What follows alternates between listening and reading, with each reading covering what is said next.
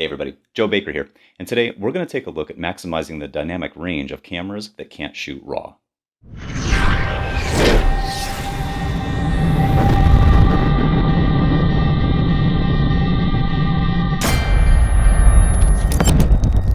In order to squeeze out every ounce of dynamic range from your camera, especially DSLRs, you basically have two options. One is to shoot with a flat picture profile. This one's the easiest in that it can be applied on pretty much any camera without any need for firmware updates. So in the case of Canon DSLRs, go in, set your camera at a neutral picture profile, set contrast all the way down to -4, set sharpness all the way down to -4. Your tone, your color tone, can stay flat, and your saturation, set that at -2. What that'll do is give you a really flat, somewhat washed out image that'll retain more detail in the highlights and in the shadows. It'll look horrible. It's not something you're going to want to show to your client. But later on in post-production, you're going to have a lot of latitude and a lot of flexibility when it comes to color correction and color grading. Another option we have with a lot of modern cameras is shooting in log space. Log space will give you an even flatter image than you would get by setting a neutral picture profile on your camera.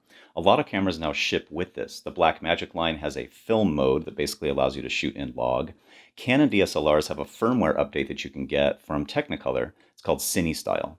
That works by downloading it to your computer and using your computer's software to install it as a firmware update on your camera, which will give you an additional picture profile to select when you want to shoot in log.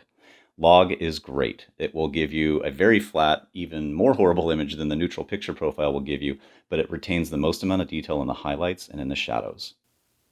Okay, so let me go ahead and show you how to set this up on the GH4. If I just push the menu button, the first thing that pops up is the photo style. And I'm going to go ahead and hit the menu button again to select that. If we come all the way up to the top right here, you can see that you can cycle through these different settings. There's portrait, scenery, monochrome, natural, vivid, standard, Cinelike V, and Cinelike D. Cinelike D is what we want. That's going to give you log space footage. And as you can see over here on the right side of the screen, we can actually further tweak these settings, which in most cases we're going to want to do. Contrast, for example, we're not going to want any amount of contrast baked into the image, so we'll turn that all the way down. Same goes for sharpness. We're going to crank down sharpness because the sharpness that you can get in post-production is going to be of higher quality, and you'll also be able to apply it to select parts of the image rather than having sharpness applied to your entire image. So noise reduction I leave flat. Saturation, on the other hand, I do crank that down 2 or 3 notches as well. Saturation is something you can add in post, and you'll have a lot more control over the intensity of saturation as well as where in the image you want that saturation to be. So I usually knock that down about 3 notches. I'll just go ahead and set this, and we are ready to go.